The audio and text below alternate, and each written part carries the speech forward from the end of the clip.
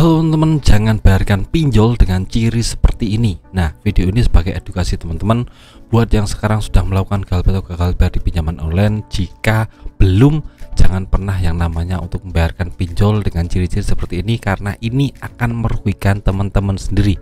Jadi saya catat di sini ada 4 ciri, jadi harus teman-teman simak sampai habis.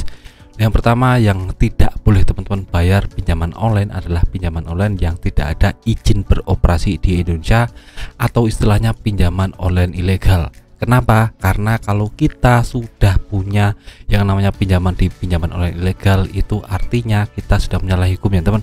Karena pinjaman online ilegal itu dilarang negara, dilarang beroperasi di Indonesia. Jadi tidak wajib hukumnya bagi kita untuk membayar, karena bunga dan dendanya sangat amat besar sekali ya teman. Belum lagi dia sudah ada isu menyadap kontak HP, menyadap galeri, menyadap HP kita. Jadi ini ada isu tentang identitas kita yang bisa disadap. Ini sangat berbahaya sekali. Jadi jangan sampai bayar tagihan di pinjaman online ilegal.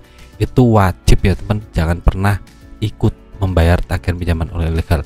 Nah, untuk yang kedua adalah pinjaman online yang langsung transfer. Nah, teman-teman kan tahu ini termasuk aplikasi pinjol yang semi ilegal. Nah, kita biasanya kan daftar dulu, terus masukkan bank. Nah, terus kok belum mengajukan pinjaman, kok tahu-tahu langsung ditransfer masuk ke rekening pinjaman kita. Nah, itu sangat berbahaya sekali ya teman.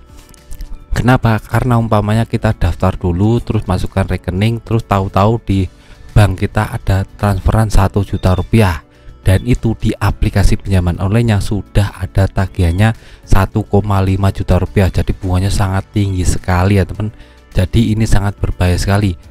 Saya sarankan untuk stop membayar pinjaman online ini. Kenapa? Karena kalau kita ingin niat melunasi, misalnya 1 juta jadi 1,5 juta tadi kita lunasi, langsung ditransfer lagi 1 juta lagi. Nah, itu kita harus bunganya, bayar bunga lagi 500.000. Jadi itu akan terus seperti itu. Jadi akan membuat teman-teman stres, karena ya kita nggak ngapa-ngapain, nggak pinjem tapi suruh bayar. Jadi stop bayar pinjaman online yang tipikal model seperti ini. Jangan pernah terjebak, jangan pernah yang namanya ikut-ikutan membayar, karena kalau kita membayar terus kita akan rugi ya teman.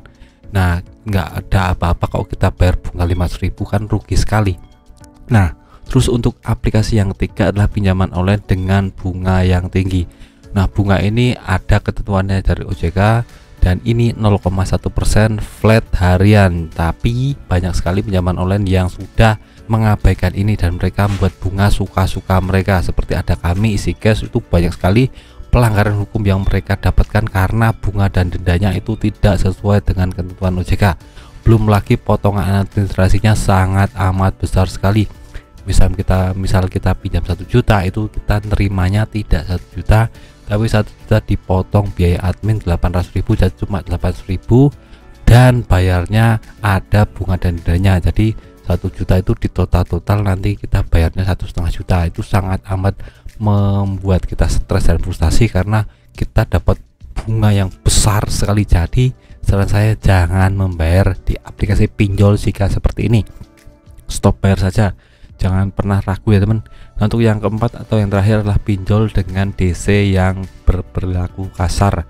Nah, ini banyak sekali terjadi dan sudah terjadi di teman saya, di subscriber saya, yang mengaku diintimidasi, diperlakukan kasar oleh DC lapangan.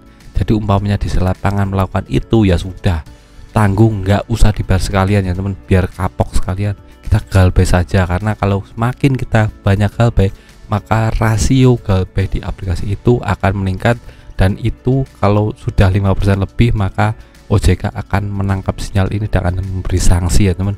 Dan ini berlaku di semua pinjaman online. Jadi semakin kita banyak galbay, semakin banyak resiko pinjaman online tersebut akan kena denda.